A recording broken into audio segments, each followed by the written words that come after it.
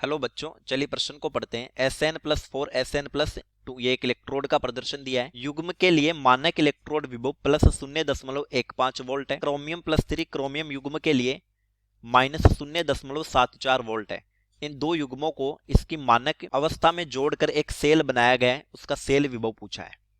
4 विकल्प दिए, सही विकल्प का चयन करना है। तो आइए सबसे पहले प्रश्न की मुख्य अवधारणा पे बात करते हैं। खे अवधारणा।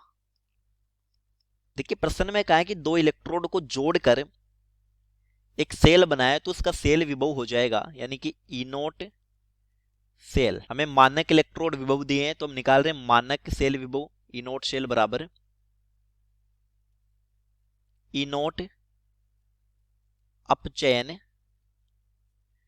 कैथोड, यानी कैथोड का अपचयन विभव माइनस ई नोट अपचयन एनोड, यानी कि एनोड का अपचयन विभव। ई नोट सेल हो गया मानक सेल विभव। अब देखिए एक बात समझते हैं कि विद्युत रासायनिक श्रेणी यानी जो ईसीएस होती है, विद्युत रासायनिक श्रेणी, ईसीएस में जो धातु ऊपर होती है, ईसीएस में ऊपर स्थित धातु का एनोड बनाया जाता है, एनोड बनाया जाता है। यानी वो धातु जिसका मानक अपचयन विभव, मानक अपचयन विभव कम हो या ज्यादा ऋणात्मक हो। प्रश्न में हमें मानक अपचयन विभव ही दिया है, अगर कुछ ना कहा जाए तो हम अपचयन विभव मानते हैं। क्रोमियम ईसीएस में ऊपर आता है और टिन जो होता है वो नीचे स्थित होती है, तो यहां पर क्रोमियम का बन जाएगा एनोड और एसएन का बन जाएगा कैथोड। यानी एनोड जहां पर बन रहा है वहां पर ऑक्सीकरण होगा और एसएन का हो जाएगा अपचयन। तो चलिए हमारी सेल अभिक्रिया को लिख लेते हैं। ये हो जाएगी 2 क्रोमियम प्लस 3 एसएन प्लस 4 अभिक्रिया 2 chromium plus 3 plus 3 SN plus chromium 0 से चला गया क्रोमियम +3 में, यानी कि ऑक्सीकरण हुआ है और इसका एनोड बना है तो ऑक्सीकरण ही होगा।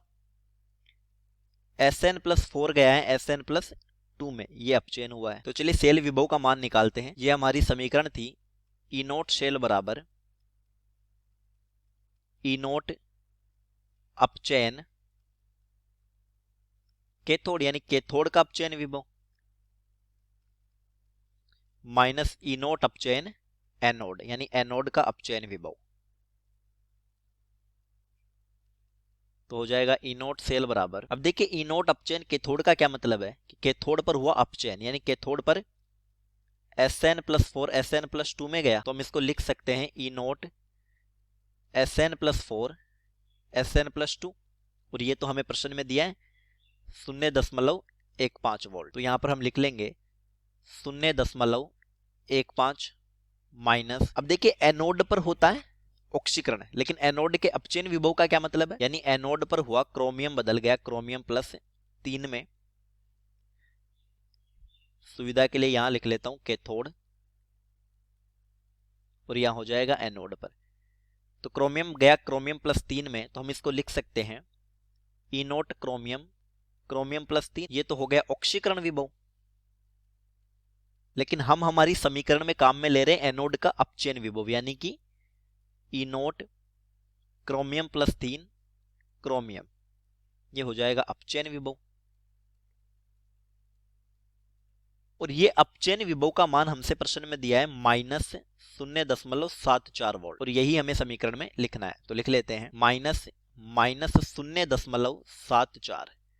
जब हम इसको हल करेंगे तो ये आ जाएगा ई नोट सेल बराबर, ये माइनस माइनस प्लस हो जाएगा,